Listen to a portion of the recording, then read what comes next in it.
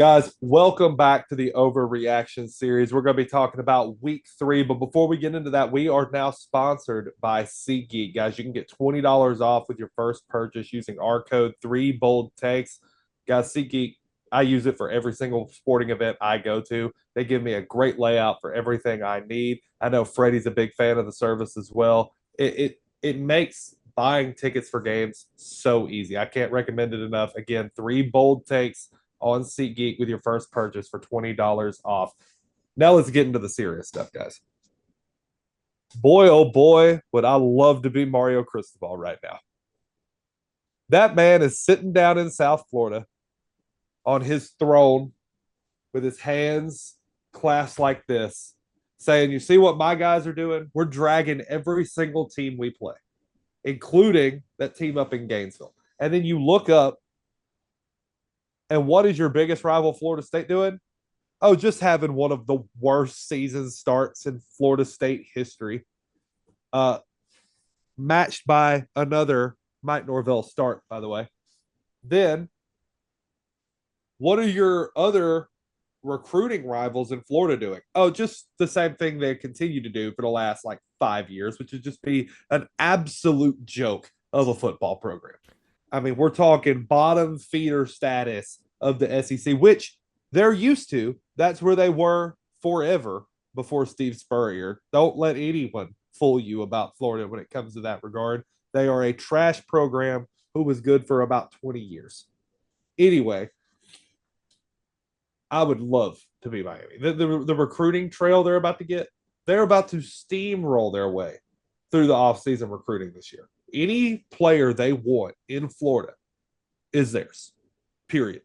Because I don't see Miami playing badly throughout the rest of this. They're going to destroy Florida State. And so then when you go on to that recruiting cycle, you're primarily competing with UCF, Florida, and Florida State.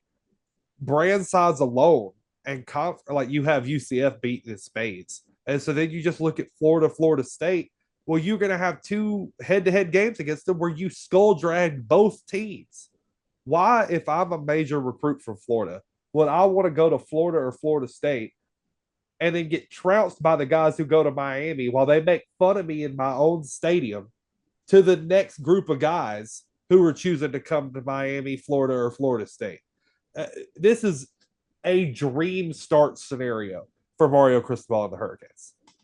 No, it's huge. I think Cristobal, obviously, if you look at the state of Florida and all the head coaches there, easily the best recruiter out of any of them. I think Norvell primarily uses the transfer portal. You see where it has him at. Billy Napier is doing Billy Napier things. We're just going to leave it at that. But Cristobal, he's always been a wonderful recruiter no matter where he's been. He's a staple to Alabama teams that he was on. He was a huge at Oregon, and now he's putting it all together. He's got the recruiting and he's got the winning going on. You play USF this week, so you're almost completing the whole cycle of Florida beating them. You're missing like FIU, I think, to beat out. But I got to agree with Quinn. This is easily such a huge season for Cristobal because when he left Oregon and kind of didn't finish how he should have, probably could have been in some national championship games, and then got to Miami. I was like, well, doesn't seem like he's going to do much. He's just a glorified recruiter, but now he's putting it together. And let's just say this. Let's say this, the quiet part out loud, guys.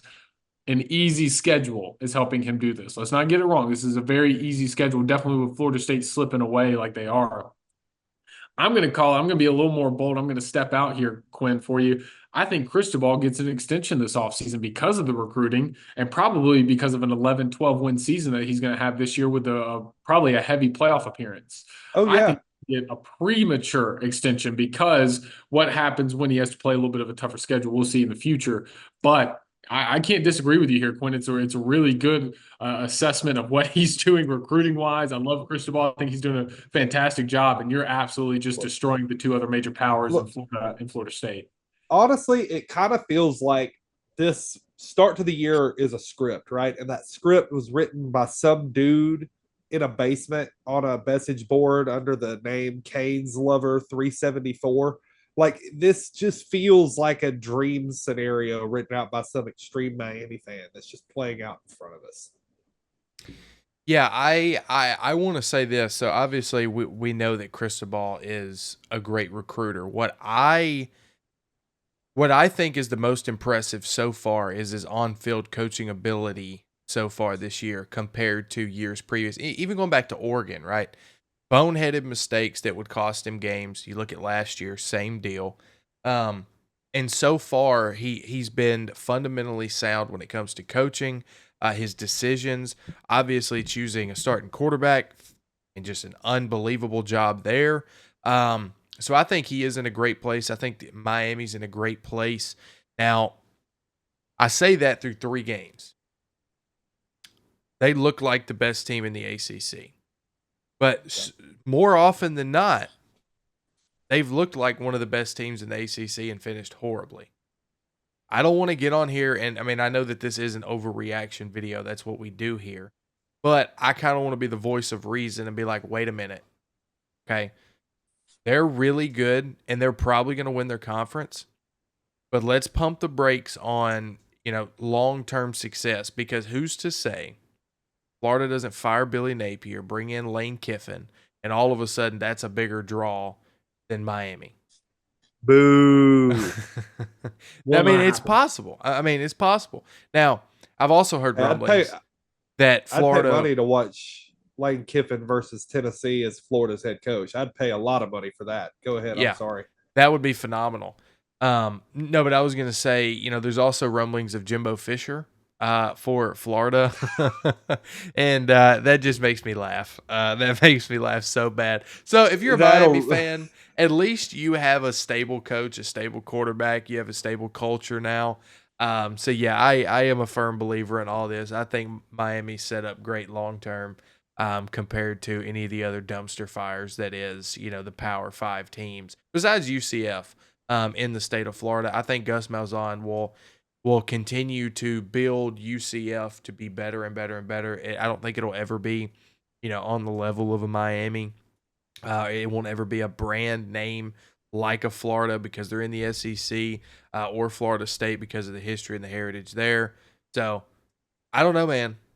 Miami to the moon? Is that what we're saying here? Yeah, Miami to the moon. Absolutely. Like that's where I am, and that's where I'm gonna be until somebody knocks them down from that pedestal. But guys, thank you for joining us for this week's overreaction on my part. Again, Mario Cristobal set up for dominance inside of the state of Florida based off just the first 3 weeks of this season, knowing what they're gonna do to Florida State in a couple weeks.